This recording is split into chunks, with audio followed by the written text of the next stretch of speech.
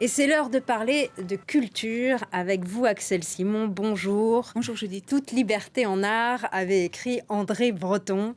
Et nous, aujourd'hui, nous partons donc au Centre Pompidou à Paris pour son exposition événement qui célèbre le surréalisme et qui marque son centenaire. Un mouvement qui est né en réaction à la Première Guerre mondiale, voulant briser les conventions esthétiques et qui s'est d'ailleurs inscrit après le dadaïsme. C'est un mouvement artistique et politique d'une effervescence inouïe qui est né effectivement, comme vous l'avez dit, à la suite et en réaction à la boucherie de la Première Guerre mondiale.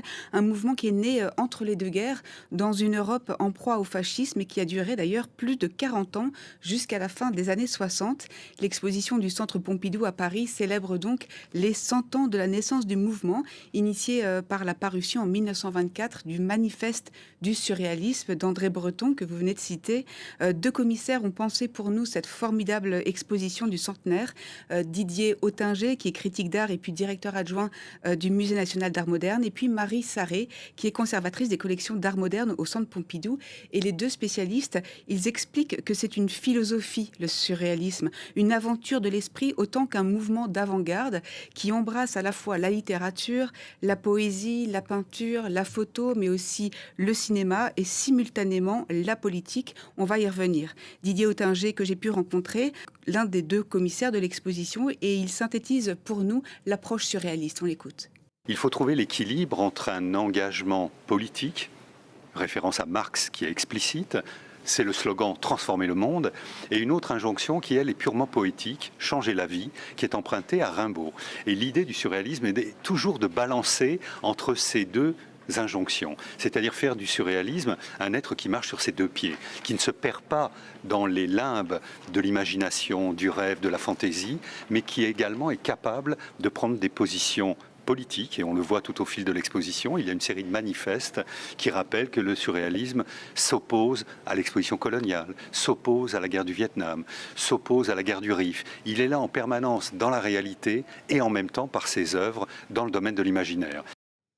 Et la scénographie de cette expo est formidable. Que peut-on dire en quelques mots? Vous pouvez le dire, puisque vous avez vu aussi l'exposition et vous l'avez beaucoup aimée. Ils ont conçu une déambulation qui est originale et ludique, sous la forme d'une spirale ou d'un labyrinthe. Et le visiteur, du coup, il ne s'ennuie jamais. Il est toujours très stimulé par ce dédale très créatif, vivant et immersif, un peu à l'image du mouvement lui-même. Le parcours, il est thématique. On traverse des salles qui sont intitulées, par exemple, Rêve, Chimère, Alice au pays des merveilles, Eros ou encore Cosmos. Et il rayonne autour d'une salle inaugurale qui présente le manuscrit original du Manifeste du surréalisme d'André Breton. C'est un prêt exceptionnel et rarissime de la BNF, la Bibliothèque nationale de France, qui nous permet de découvrir les 17 feuillets publiés le 15 octobre 1924, donc il y a presque pile 100 ans, couverts de ratures, de corrections, de rajouts. Et dans cette salle, on nous donne aussi à entendre la voix du jeune André Breton qui a été recomposée par une intelligence artificielle à l'époque de la publication. Alors, on va l'écouter, André Breton, sans intelligence artificielle, lui qui est l'un des fondateurs et chefs de file du mouvement. Les archives André Breton dans son atelier sont rarissimes. Nos documentalistes ici à France 24 en ont trouvé une, c'était en 1959, dans le film documentaire de Jean Barral. 1922, le surréalisme n'existait encore que virtuellement. Le manifeste devait paraître que quelques années plus tard. Mais le mot surréalisme avait déjà cours parmi nous. Nous entendions, envers et contre tout, faire valoir les droits de la poésie, du rêve, de l'amour, et, quant à nous, en finir avec tout ce qui pouvait se mettre en travers. Oui, Axel, puis ce mouvement était influencé par les théories de l'inconscient de Sigmund Freud et puis de la psychanalyse avec l'association Libre. Exactement. Et on découvre donc des artistes phares du mouvement et leurs chefs-d'œuvre autant que des inédits. Oui, et comme le disait André Breton à l'instant, en finir avec tout ce qui pourrait se mettre en travers de la poésie, du rêve et de l'amour. Les artistes présentés et les œuvres exposées sont finalement le miroir parfait de cette belle formule, et certaines sont devenues des références dans l'imaginaire collectif.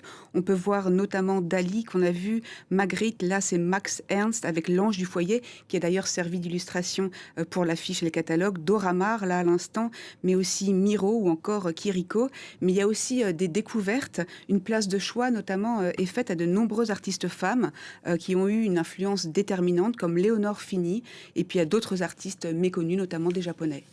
Et l'exposition connaît un immense succès. Et l'une des raisons, en plus de sa qualité, c'est que le surréalisme est toujours très actuel. Oui, en fait, il y a de nombreux échos contemporains. Il faut bien entendre qu'à l'époque, c'était un mouvement qui était très subversif. C'était l'expression d'une génération de jeunes gens envoyés dans les tranchées à 20 ans qui découvrent que les valeurs de progrès, de technique, de consumérisme occidental peuvent aussi conduire aux horreurs de la Première Guerre mondiale, puis au fascisme et au nazisme. À l'époque, les surréalistes, en fait, ils veulent ébranler les certitudes, saper l'ordre établi. C'était vraiment un projet d'émancipation.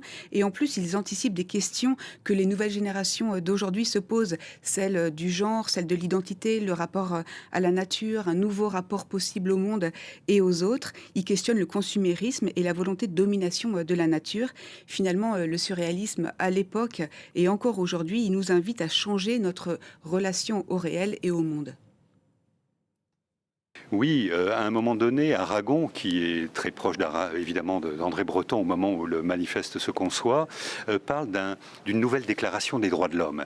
Et c'est vrai qu'il y a dans le projet surréaliste une sorte d'ambition universelle, et il y a, et d'où l'idée aussi qu'on essaie de défendre dans l'exposition, que le message du surréalisme est encore actif aujourd'hui, effectivement. C'est pas une avant-garde qui invente, comme le cubisme, une certaine façon de représenter le monde. Non, non, c'est un projet existentiel, c'est une philosophie, si on veut. En tout cas, c'est une façon pour nous d'accéder à une autre relation avec le monde.